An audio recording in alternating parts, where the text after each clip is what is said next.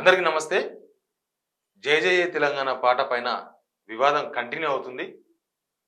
ప్రభుత్వం మాత్రం ఆ పాటను వాళ్ళు అట్లే కొనసాగిస్తున్నారు. కీరవాణి సంగీత దర్శకునిగా అదే డైరెక్షన్‌లో రాష్ట్ర గీతంగా దాన్ని ఫైనలైజ్ చేస్తున్నారు. మనతో డైరెక్టర్ 'ప్రేమ్‌రాజ్' గారున్నారు. అందశ్రీ గారితో ఫోన్‌లో మాట్లాడి ఆ ఆడియో బయటకొచ్చింది. మనం చూసినాం. తెలంగాణలో దర్శకులే లేరు. కీరవాణిని మించిన దర్శకులు ఎవరున్నారని అందశ్రీ అడిగిన క్వెషన్ అవన్నీ మనం చూసినాం. మనతో ఉన్నారు. నమస్తే అన్న. అన్న ఏం చెప్తారు? అందశ్రీ గారితో ప్రత్యక్షంగా ఆయన నిజానికి ఎవరితో టచ్‌లో లేరు. మాట్లాడతలేరు. ఏందంటే నేను బిజీగా ఉన్నా. నేను రికార్డింగ్‌లో బిజీగా ఉన్నా. ఇవన్నీ ఏం పట్టించుకోను. ఇవన్నీ మస్తు నడుస్తుంటాయి అని అన్నారు. మీరే మాట్లాడిర్రు. ఇంతే ఇది ఇట్లే పోతది. ఎవరున్నారు తెలంగాణల అంటే అంటున్నారు. అంటే అప్పుడదే ధోరణి, ఇప్పుడదే ధోరణి ఆయనది. అంటే చులకన భావం, తేలిక భావం. అంటే అప్పుడేమో తెలంగాణ కళాకారులు ఎవడున్నాడనే రీతిగా అప్పుడు మాట్లాడాడు. ఆ కీరవాణి తలదన్ని ఎవడున్నాడు తెలంగాణలో అనే విధంగానే అప్పుడు మాట్లాడాడు. ఇప్పుడు చాలామంది చెప్తున్న దాని ప్రకారం ఇయన్నీ ఏం మస్తు చూసినాం అనే లెవెల్‌ల అంటే ఎంత తేలిక భావం ఉన్న తెలంగాణన్నా, తెలంగాణ ప్రజలన్నా, తెలంగాణ కళాకారులన్నా ఆయనకు ఎంత తేలిక భావం ఉన్నదో దాన్ని బట్టి మనం అర్థం చేసుకోవచ్చు. అట్లాంటి వ్యక్తి మరి ఇయాల చేస్తున్న పాటని ఇప్పుడు కీరవాణి గారి సంగీత దర్శకత్వంలో అలాంటి పాటని మరి తెలంగాణ ప్రజలు ఎంత మేరకు ఓన్ చేసుకుంటారనేది కూడా చూడాలి. ఎందుకంటే తెలంగాణ కళాకారులు ఇంతమంది గడప గడపకి వీధి వీధికి మ్యూజిక్ డైరెక్టర్లు తెలంగాణలో ఉంటారు. తెల్లారేసరికి ఒక పాట చేయగలిగిన సత్తా ఉన్నోళ్ళు తెలంగాణలో ఎంతోమంది ఉన్నారు. అలాంటి వాళ్ళందరినీ వదిలేసి అరువు తెచ్చుకున్న సంగీత దర్శకుడితో ఈయన పాట చేస్తే దాంట్లో తెలంగాణ సోల్ ఎట్లుంటుంది దాన్ని తెలంగాణ ప్రజలు ఇది మా పాట అని ఎట్లా ఓన్ చేసుకుంటారు మరి ఆలోచించాలి. ఇప్పుడు రేవంత్ రెడ్డి గారు ఉద్యమంలో పాల్గొనలేదనేది ఆయన మీద ఉన్న ప్రధానమైన విమర్శ. మరి అలాంటప్పుడు ఇలాంటి నిర్ణయాలు మరి ఎందుకు తీసుకుంటున్నాడో ఇంకా అంటే దానికి బలం చేకూర్చే విధంగా అనేది కూడా ఆలోచించాలి. అంటే మొత్తం అందశ్రీకి అప్పగించడం. అందశ్రీనే ఫైనల్ చేస్తారు. సంగీత దర్శకులు ఎవరు? సింగర్స్ ఎవరు? మొత్తం అందశ్రీ గారే చూసుకుంటారు. నాకేం సంబంధం లేదన్నారు రేవంత్ రెడ్డి. నిన్న అందశ్రీ కూడా నాకేం సంబంధం లేదన్నాడు. నిన్న నిన్న జరిగిన మీటింగ్‌లో సీఎం గారి దగ్గర నిన్న జరిగిన మీటింగ్‌లో తర్వాత రిపోర్టర్లు అడిగితే ఎవరు పాడుతున్నారు పాట అంటే, నాకు తెలీదు కీరవాణి గారికి వదిలేశానన్నాడు. అంటే మరి సీఎం గారేమో అందశ్రీ గారికి వదిలేస్తే, అందశ్రీ ఏమో కీరవాణికి వదిలేసాడు. అంటే ఇప్పుడు ఫైనల్‌గా చివరికి తెలంగాణ రాష్ట్ర గీతం ఎవరి పాదాల దగ్గర చేరింది, రాష్ట్ర గీతాన్ని ఎవరు తయారు చేస్తున్నారు? దీన్ని బట్టి అర్థం చేసుకోవాలి. కనీసం ఇంత వివాదం జరిగిన తర్వాతనన్నా సింగర్స్ అన్న తెలంగాణ వాళ్ళని పెడదామని అట్లాంటి అప్రోచ్ ఏమైనా వచ్చిందా? అంటే ఇంతకుముందు మీరు చెప్పినట్టుగా మస్తు జరుగుతూనే ఉంటాయి. మస్తు అనుకుంటూనే ఉంటారు. ఏంది మా ఇష్టం.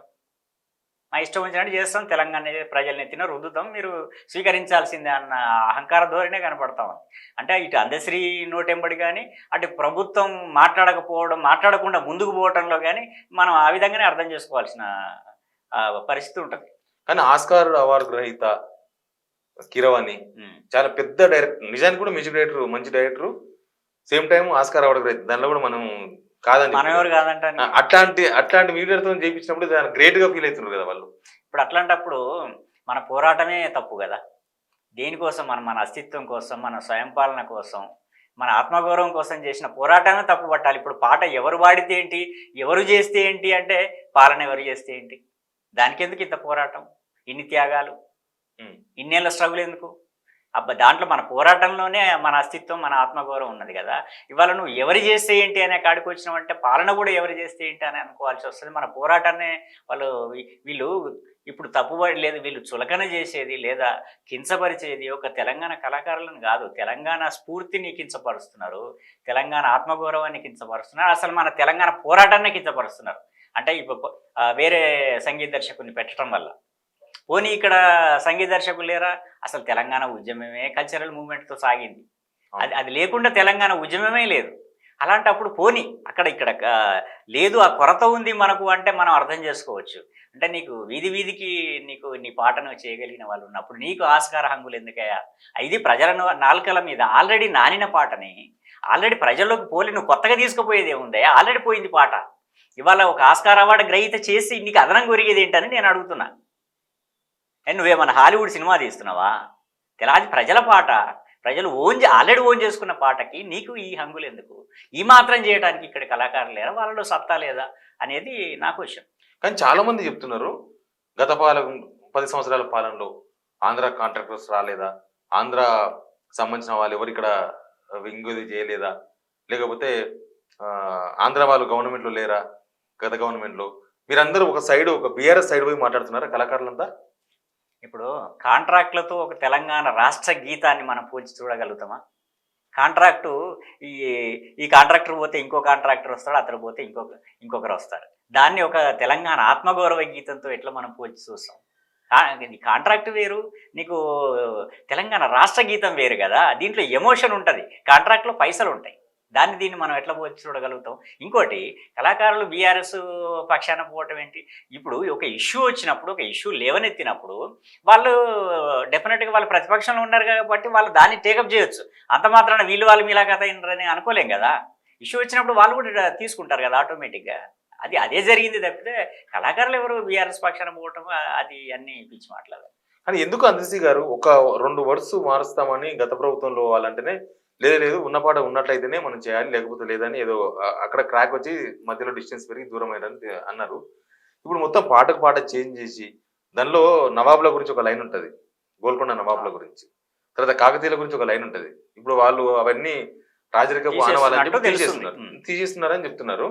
అట్లాంటి పోయిన తర్వాత పాటల్లో ఏముంటది ఇంకా? అంటే ఇప్పుడు చరిత్ర అది మంచిదైనా చెడ్డదైనా, అందరి చరిత్రలో మంచి ఉంటుంది, చెడు ఉంటుంది, రెండూ ఉంటుంది. ఏకపక్షంగా మనం ఒక చరిత్ర అంతా తప్పని అనడానికి లేదు.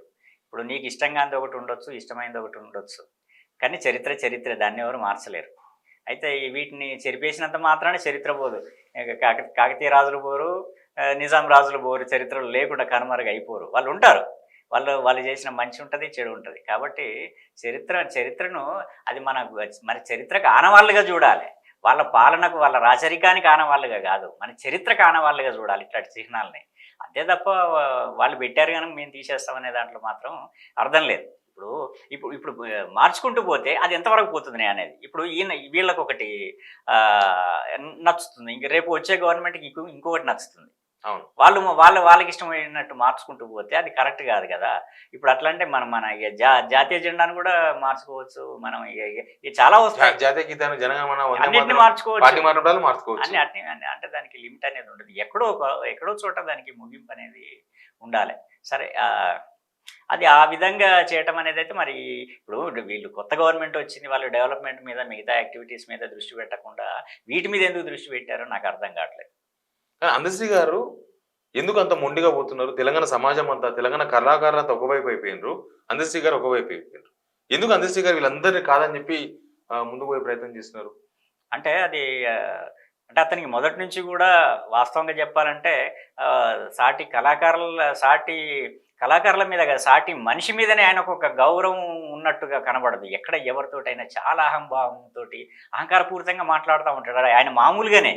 అట్లాంటప్పుడు ఈ పాటని 10 ఏళ్ళు ఆ గవర్నమెంట్ పక్కన పెట్టడం, వీళ్ళు దాన్ని మేము అంటే ఇప్పుడు రాజకీయ అవసరాలు కావచ్చు, వాళ్ళు పక్కన పెట్టారు కనుక మేము దాన్ని ముందుకు తెస్తాం, ఈ కోణంలో వీళ్ళు ఈ గవర్నమెంట్ దీన్ని టేకప్ చేయొచ్చు. దానికి ఈయన ఏమనుకున్నాడంటే సర్లే వాళ్ళు 10 ఏళ్ళు పక్కన పెట్టారు, వీళ్ళు ముందుకు తెస్తున్నాడు కనుక ఇప్పుడు కొంత రాజీ పడవచ్చు. ఆ 10 ఏళ్ళు చూశాడు, వాళ్ళ మధ్యన ఏం జరిగిందో అది కేసీఆర్ గారు చెప్పాలి, అందశ్రీ చెప్పాలి. కానీ సరే, మొత్తం మీద అయితే వాళ్ళిద్దరి మధ్యన కోఆర్డినేషన్ కుదరక ఆ పాట అయితే అట్లా పెండింగ్లో ఉన్నది. వీళ్ళు తీసుకొచ్చేసరికి ఇప్పుడన్నా బయటకు వస్తుంది అని ఈయన కొంత రాజీ ధోరణికి వచ్చి ఉండొచ్చు. అంటే దళితులు పాట పాడొద్దంటే, దళితులు చాలా మంది కళాకారులు, మంచి కళాకారులు ఉన్నారు, పాటగాళ్ళు ఉన్నారు. అంటే అసలు అదే ఇప్పుడు ఆయన దళితులు పాడితే పాట ఏమైనా చిన్నతనం పోతుంది అంటే మైల పడుతుందన్న ఈయన ఉద్దేశం ఏంటంటే, ఎందుకంటే ఈయన కొంత ఆ బ్రాహ్మణీయ భావజాలానికి కొంత దగ్గరగా ఉంటాడు. ఆ విధంగా మరి ఏమన్నా వాళ్ళు దళితులు అనేవాళ్ళు అది అంటే నా పుట్టుకే ఒక గొప్పతనం అన్నట్టుగా ఆయన ఏదో భావిస్తూ ఉంటాడు. కాబట్టి వీళ్ళతో నేను డిటాచ్ అయినాను, నేను వేరు, వీళ్ళు వేరు, నేను వేరు అనే ధోరణిలో ఆయన మాట్లాడుతూ ఉంటాడు. గతంలో కూడా అంబేద్కర్ని పూలైన తగలబెట్టండి అనే విధంగా, అంటే అది ఆ సెన్స్ వచ్చే విధంగా ఏదో మాట్లాడాడు ఆయన. అది ఉస్మానియా స్టూడెంట్స్ కూడా ఆయనతో ఆ విషయంలో చాలా ఆర్గ్యుమెంట్ చేశారు. అట్లా మరి ఈ టైపు యాంగిల్ ఆయన ఎందుకు మాట్లాడతాడు, ఆయన ఉద్దేశం ఏంటి మరి మనకు తెలియదు. కానీ ఇప్పుడు అంతా తెలంగాణ సమాజం వ్యతిరేకిస్తున్నది, మీలాంటి కళాకారులందరూ కూడా వ్యతిరేకిస్తున్నారు. అసలు తెలంగాణ ఆత్మ పోతుంది పడలకెళ్ళని. అయినా సరే ప్రభుత్వం ముందు పోతుంది. రేపు జూన్ 2 రోజు అధికారిక గీతంగా, రాష్ట్ర గీతంగా గుర్తించబోతున్నారు. What next? అందరూ పాడాల్సిందే కదా సచ్చినట్టుగా. దానిలో ఏమన్నా ఏం చేస్తారు? చచ్చినట్టు ఏం పాడుకోరు, గుండెలకి ఏం హత్తుకోరు దాన్ని. ఎందుకంటే నిన్న నాకు ఒక గవర్నమెంట్ టీచర్ నేను ఆయన నాకు ఫోన్ చేశాడు. అంటే అది చిన్న మచ్చుతునక చిన్న ఎగ్జాంపులే అది. ఉమ్, కానీ అది దాని ఇంపాక్ట్ చాలా ఉంటుంది. ఆయన ఫోన్ చేసి నాతో ఏమన్నాడంటే, "అన్న ఎంతవరకు వచ్చింది పాట" అంటే, "ఏవో చేస్తున్నారు జరుగుతున్నది." అంటే, "కాదన్నా మీరు ప్రొటెక్ట్ చేస్తున్నారు కదా, మరి ఏంది రాకుండా చూడండి అన్న." అంటే అసలు మనకు చేతనైనంతే మనం మన నిరసన వ్యక్తం చేయగలుగుతాం. మనం దాన్ని ఆపడానికి ప్రయత్నం చేయగలుగుతాం. ఫైనల్‌గా గవర్నమెంటు డెసిషనే కదా నడిచేది. అంటే, "లేదన్నా ఆ పాట వస్తే మేము చాలా ఇబ్బందికరమైన పరిస్థితి ఫేస్ చేస్తాం. మేము తెలంగాణ ఉద్యమంలో పాల్గొన్న వాళ్ళం. రేపు ఒక సర్క్యులర్ మాకు ఇష్యూ అయితే గనక మేము తప్పనిసరిగా వాటిని మీరన్నట్టుగా స్కూళ్ళలో మేము పాడాల్సి వస్తది. అవును. పిల్లలతో మేమే దగ్గరుండి పాడించాల్సి వస్తది. అప్పుడు ఏమవుతుందంటే మా స్కూల్లో ఇద్దరు ఆంధ్రాకు సంబంధించిన టీచర్లు ఉన్నారన్న. అప్పుడు వాళ్ళు మా మొహాన ఇట్లా చూస్తే మేము తల దించుకోవాల్సి వస్తది. మేము తల ఎక్కడ పెట్టుకోవాలా? అంటే మేము తప్ప ఆఖరికి మీ రాష్ట్ర గీతానికి వేరే దిక్కు లేదు అని వాళ్ళు మా మొహాలు చూస్తే మేము మా తల ఎక్కడ పెట్టుకోవాలి" అన్నాడు. ఆయన ఆవేదన కరెక్ట్ కాదు. మరి ఇలాంటి పరిస్థితి ప్రతి చోట ఉత్పన్నమైతే ఆ గీతాన్ని ఆ గీతానికి చివరికి ఏ పరిస్థితి వస్తది? అందరూ బహిష్కరిస్తే, ఇంత పట్టుదలగా ఒక ప్రభుత్వం మొండిగా ముందుకెళ్ళినప్పుడు, అందరూ తీసి దాన్ని తిరస్కరించినప్పుడు, అప్పుడు ఈ ప్రభుత్వం ఏం సమాధానం చెప్తది? ఇప్పుడు దాన్ని సమర్థిస్తున్న వాళ్ళు ఏం సమాధానం చెప్తారు? కానీ అందశ్రీ గారు అన్నట్లే తెలంగాణలో కొంతమంది మీలాంటి వాళ్ళు బయటకు వచ్చి మాట్లాడుతున్నారు. సంగీత దర్శకులు లేకపోతే గాయకులు తెలంగాణ వాళ్ళు కొంతమంది మాత్రమే బయటకు వచ్చి మాట్లాడుతున్నారు. చాలా మంది పేరు పొందిన వాళ్ళు ఎవరు కూడా దీన్ని అబ్జెక్షన్ చేస్తలేరు, యాక్సెప్ట్ చేస్తలేరు. అంటే ఇక్కడ first Telangana music directors association వాళ్ళు సీఎంకు బహిరంగ లేఖ రాశారు. మోహన్ వాళ్ళు రాశారు. రాసిన తర్వాత విష్ణు కిషోర్ లాంటి వాళ్ళు మాట్లాడారు. ఇప్పుడు ఆయన అందశ్రీతో చాలా చిరకాలంగా ఆయనతో కలిసి ట్రావెల్ చేసిన వ్యక్తి. ఆయన మంచి మ్యూజిక్ డైరెక్టరు. అట్లాగే చరణ్ అర్జున్ లైవ్లోకి వచ్చి మాట్లాడాడు. అంటే ఇక్కడ ఇప్పుడు మన తెలంగాణలో ఉన్నది అంటే వీళ్ళను వదిలేస్తే అటు ఇప్పుడు లైమ్ లైట్లో ఉన్న వ్యక్తులు అంటే బీమ్స్ కానీ నిన్న సురేష్ బొబ్బిలి కూడా నాతో మాట్లాడాడు. మాట్లాడి ఆయన కూడా పాపం చాలా బాధపడుతున్నాడు జరిగే పరిణామాలను చూసి. అయితే వందే మాతరం శ్రీనివాస్ గారేమో కొద్ది రోజుల నుంచి ఆయన సంగీతం దూరంగా ఉన్నాడు కొంచెం. అంటే ఆయన ఇతర వ్యాపకాల్లో ఉండి అయితే ఆయన కూడా మాట్లాడారు. అయితే బయటికి రావటంలో ఒక్కొక్కరికి ఒక్కో ఇబ్బందులు ఉంటాయి. తెలంగాణ ఉద్యమంలో కూడా అందరూ బయటికి రాలా. అంటే కొంతమంది ప్రత్యక్షంగా ఉద్యమానికి మద్దతు ఇస్తారు, కొంతమంది ప్రత్యక్షంగా పాల్గొంటారు, కొంతమంది పరోక్షంగా మద్దతు ఇస్తారు. ఎవరికి ఉండే ఇబ్బందులు వాళ్ళకు ఉంటాయి. అది కూడా వాళ్ళకు ఉండే పరిమితులను కూడా మనం అర్థం చేసుకోవాలి. ఇప్పుడు మనం ఈ ఇష్యూ లేవనెత్తిన తర్వాత వేల సంఖ్యలో లక్షల సంఖ్యలో సోషల్ మీడియాలో దీనికి మద్దతుగా కామెంట్లు పెట్టారు. అంటే వాళ్ళు అది చేయగలరు. వాళ్ళు బహిరంగంగా వచ్చి మాట్లాడనంత మాత్రాన మద్దతు లేదనుకోవద్దు. ఇప్పుడు మాట్లాడకపోతే ఇంత వైరల్ కాదు ఇష్యూ. ఈ రాష్ట్రంలో ఇంత అలజడి రేకెత్తించదుగా ఇష్యూ వాళ్ళ మద్దతు లేకపోతే. అంటే ఇదివరకేమో ఒక ఇష్యూ ఉంటే రోడ్డు మీదకి వచ్చేవాళ్ళు, ఇవాళ సోషల్ మీడియా ద్వారా వాళ్ళ స్పందనను తెలియజేస్తున్నారు. దాన్ని కూడా దీనికి ఇష్యూకి సపోర్ట్ చేసినట్టుగానే మనం భావించాలి. కానీ రాష్ట్ర గీతం ఒక ప్రభుత్వం గుర్తించలేదు, ఇంకో ప్రభుత్వం గుర్తిస్తున్న టైంలో కళాకారులు అనవసరంగా వివాదం సృష్టిస్తున్నారన్న వాదన కూడా వినిపిస్తుంది. అందశ్రీ గారు అన్నారు అన్నమాట. ఇప్పుడు ఎవరైనా సరే ఇక్కడ ఒకటి అర్థం చేసుకోవాలి ఏంటంటే, ఎవరు పాటని అది వద్దని అంటలేదు కదా. నీ పాట పెట్టొద్దనంటే నువ్వు ఆ మాట మాట్లాడాలి. నీ పాట కావాలే బాబు అంటున్నారు అందరు. నీ పాట రాష్ట్రగీతంగా ఉండాలే, కానీ ఇక్కడి వాళ్ళు చేయాలనేది. అది కూడా నాకే ఇవ్వు అని ఎవరు పోటీలు పడట్లా. మాలో ఎవరికి ఇచ్చినా ఓకే అంటారు. అట్లాంటప్పుడు నువ్వు ఆ మాట ఎట్లా అంటావు నువ్వు? కానీ వాళ్ళు సాగును ఆస్కార్ లెవెల్లో చేద్దాం అనుకుంటున్నారు కదా. జాతీయ స్థాయిలో ఆస్కార్ లెవెల్లోనూ అవసరమైతే ఇంకా పెద్ద పెద్ద సింగర్లను శంకర్ మహాదేవ్ లాంటి సీనియర్లను వెతుకుతున్నారంట. పెద్ద పెద్దలను తీసుకొచ్చేద్దామని కదా వాళ్ళ ప్లాన్. అది పిచ్చి మాట. దానికి ప్రజల నోళ్ళలో నానిన పాటకి, ప్రజల పాటకి నీకు ఆస్కార్ లెవెల్ హంగులు ఎందుకయ్యా? నీకు దాన్ని ప్రజలకు తీసుకుపోవడానికి మనం వాళ్ళని వాడుతున్నామంటే ఆల్రెడీ ఉంది కదా ప్రజల్లో. ఇంకా నువ్వు నీకెందుకు ఆస్కార్ అంటున్నా? ఇంకా అంతకంటే ఏం ఎత్తుకు తీసుకుపోతావు? ప్రజలు నెత్తిన పెట్టుకున్న దాన్ని ఇంకా ఏం ఎత్తులు కావాలా దానికి? అయితే ఇప్పుడు మీరు అన్నదాని ప్రకారం ఓకే, ఆస్కార్ లెవెల్ స్థాయే కావాలనుకుందాం. అంటే మన అందశ్రీ నాతో మాట్లాడినప్పుడు అన్నదాన్ని కూడా స్థాయి లెవెల్, ఆయన కీరవాణి లాగా తలదన్నే మ్యూజిక్ డైరెక్టర్ ఎవరున్నారు, తలదన్నే స్థాయి ఆస్కార్ స్థాయి కావాలని అనుకుంటే సరే, అది కూడా కరెక్టే అని కాసేపు అనుకుందాం. అనుకుంటే దానికి లిమిట్ ఎక్కడ ఉంటుంది చెప్పండి. ఇప్పుడు ఆస్కార్ గ్రహీత కీరవాణి గారి మ్యూజిక్ చేస్తే ఇది ఒక స్థాయిలో ఉంటుంది తెలంగాణ రాష్ట్ర గీతం. అంతకంటే ముందు ఆస్కార్ అందుకున్న మరి రెహమాన్ గారు చేస్తే ఇంకా పెద్ద స్థాయిలో ఉంటుంది కదా. ఇంకా తర్వాత ఆయన రెహమాన్ గారి కంటే ముందు ఆస్కార్ అవార్డులు తీసుకున్న హాలీవుడ్ సంగీత దర్శకులు చేస్తే ఇంకా పై లెవెల్ ఉంటుంది కదా. దానికి ఎక్కడ లిమిట్ ఉందా? పోనీ అంటే కొంతమంది నాతో అన్నారు, నేను అనే మాట కాదు.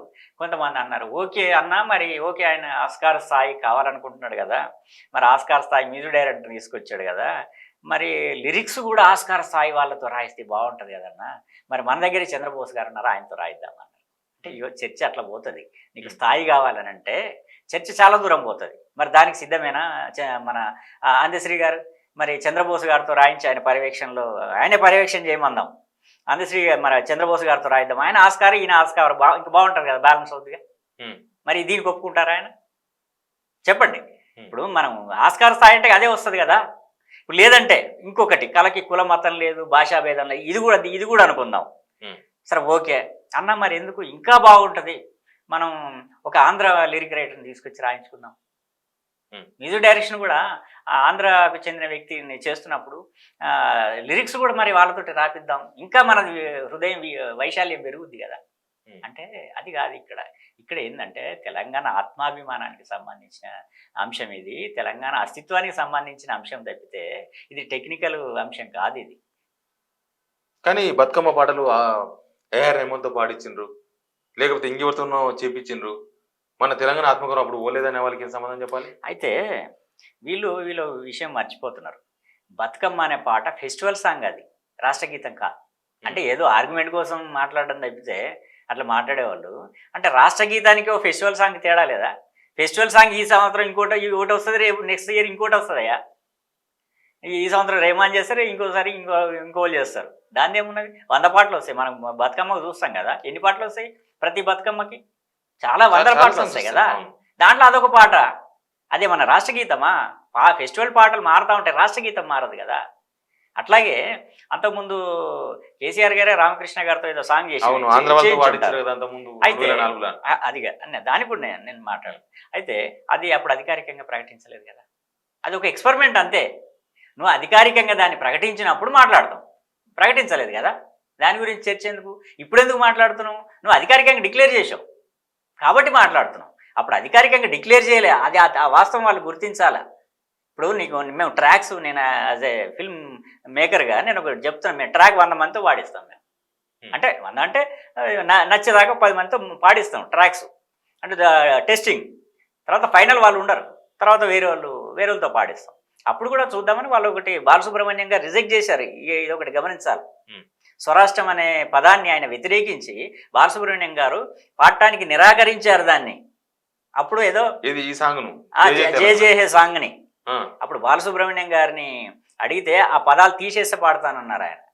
అంటే మళ్ళీ ఇప్పుడు ఇక్కడ ఎట్లా దీన్ని మనం ఏం మాట్లాడితే ఎట్లా తిప్పుతారంటే, ఒక వ్యక్తి గురించి మాట్లాడగానే వీళ్ళు వేరే కోణాల్లోకి వెళ్తారు.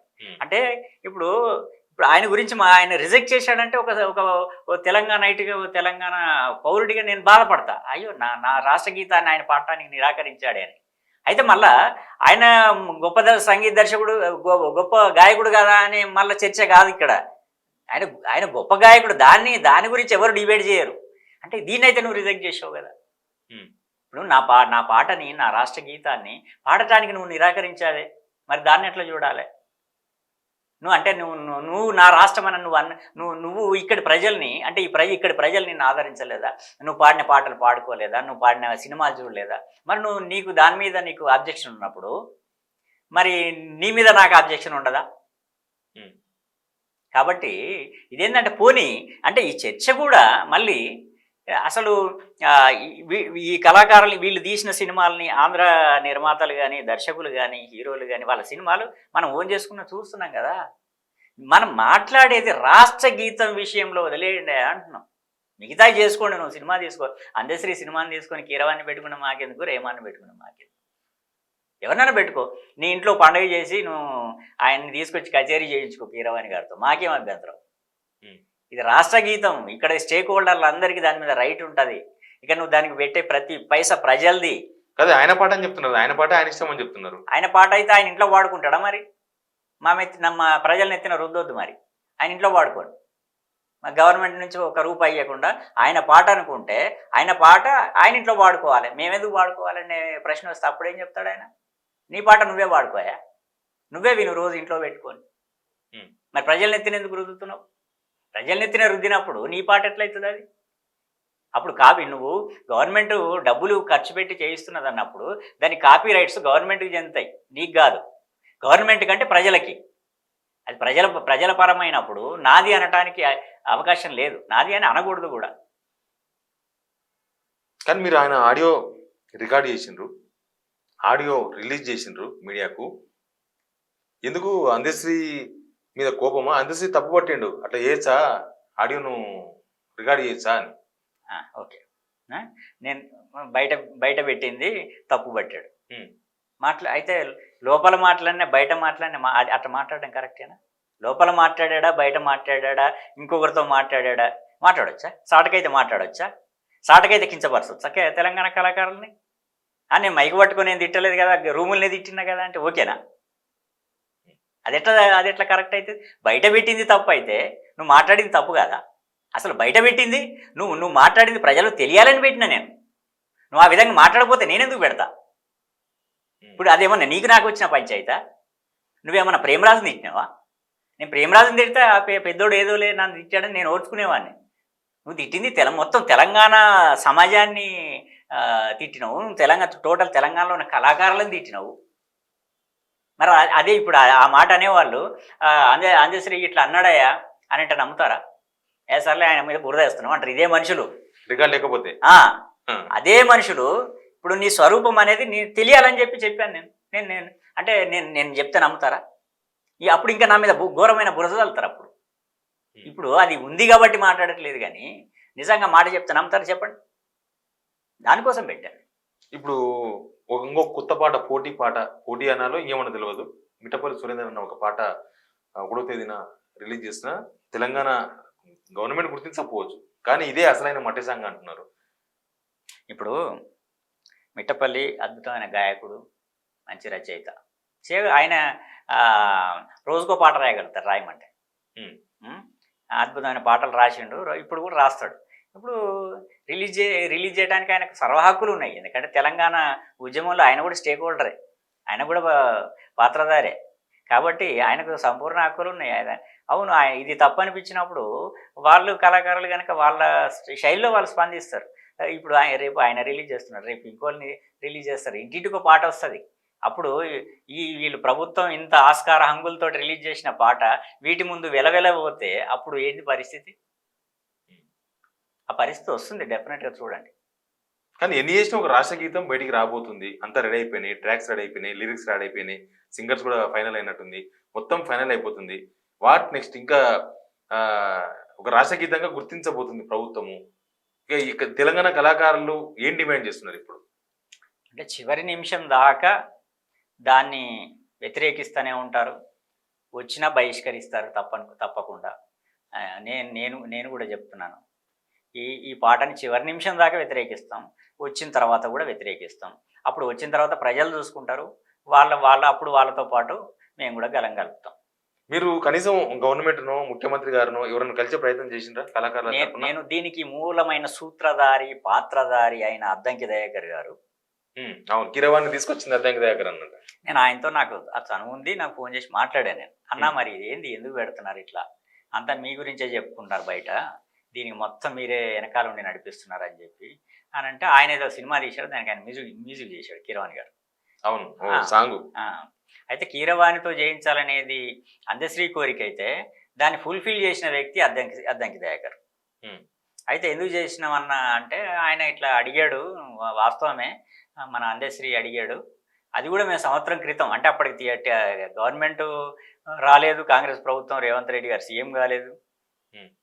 అప్పుడే వీళ్ళు అనుకున్నారట, చేయిస్తే ఈ పాట కనుక వస్తే రాష్ట్ర గీతంగా చేస్తే కీరవాణితో చేయించాలని చెప్పేసి. అది అందశ్రీ కోరిక. అయితే దానికి ఆయన తీసుకొచ్చి ఆయన పరిచయం లేదు కనుక నేను తీసుకొచ్చి పరిచయం చేశానన్న, అంతవరకే నా పాత్ర అన్నాడు. అయితే అతను అడిగితే నువ్వు మాత్రం ఎందుకు పరిచయం చేశావని నేను అడిగా. నువ్వు చెప్పాలి కదా, ఇది రాష్ట్ర గీతం, తెలంగాణ అస్తిత్వం, ఇది ఇక్కడ వాళ్ళతో చేయించాలని నువ్వు చెప్పాలి కదా అని నేను అన్నా. అట్లా కాసేపు డిస్కషన్ జరిగిన తర్వాత వచ్చి నువ్వు చెప్పు సీఎం గారికి అంటాడు. అంటే అది మరి వెటకారమా ఇంకోటా మరి నాకు అర్థం కాల. నువ్వు చెప్పు సీఎం గారికి అని అంటే, మాకు చెప్పడానికి కొన్ని పరిమితులు ఉంటాయి, నువ్వు చెప్పు అన్నాడు. అంటే సరే మరి నాకు అపాయింట్మెంట్ ఇప్పి నేను వచ్చి చెప్తాను. నాకేం లిమిటేషన్స్ లేవు, చెప్పడానికి నాకేం ఇబ్బంది లేదు, కల్పిస్తే నేను చెప్తా అని నేను అన్నా. ఉమ్. ఇంకా ఆ తర్వాత అదంతా ఊరికి ఎప్పటిదప్పుడు తప్పించుకునే వ్యవహారం. అపాయింట్మెంట్ ఇప్పలేదు, మీరు పోలేదు. పోలేదు, ఇస్తే పోయి వెళ్ళేవాడిని, నేను వెళ్ళి చెప్పేవాడిని, ఉమ్. కన్విన్స్ చేయడానికి ప్రయత్నం చేసేవాడిని సీఎం గారిని, ఇట్లా కరెక్ట్ కాదండి. ఉమ్. ఇంకా అంతకంటే నేనేం చేయగలను ఒక వ్యక్తిగా, నాకున్న పరిధుల్లో నేనేం చేయగలుగుతా. ఇప్పుడు ఆ పాటలో కీలకమైన అందశ్రీతోటి మాట్లాడినా, దాని వెనకాల ఉండి నడిపించి అద్దంకి దయాకర్ తోటి మాట్లాడినా, ఇంకా నేనేం చేయాలి నా స్థాయిలో. ఎనివే చూద్దామన్నా, రాష్ట్ర సమాజం మీలాంటి కళాకారులు ఉద్యమకారులు అంతా వ్యతిరేకిస్తున్నారు దీన్ని ప్రభుత్వం అయితే ముందుకే తీసుకుపోతుంది. నెక్స్ట్ ఏం జరుగుతుంది, ప్రభుత్వం ఇదే అధికారిక సాంగ్ అంటే జనమంతా దాన్ని పాడుకుంటారా, ఏం చేస్తారో చూద్దాం. థ్యాంక్ యూ అన్న. ఇది special interview. Please subscribe signal TV.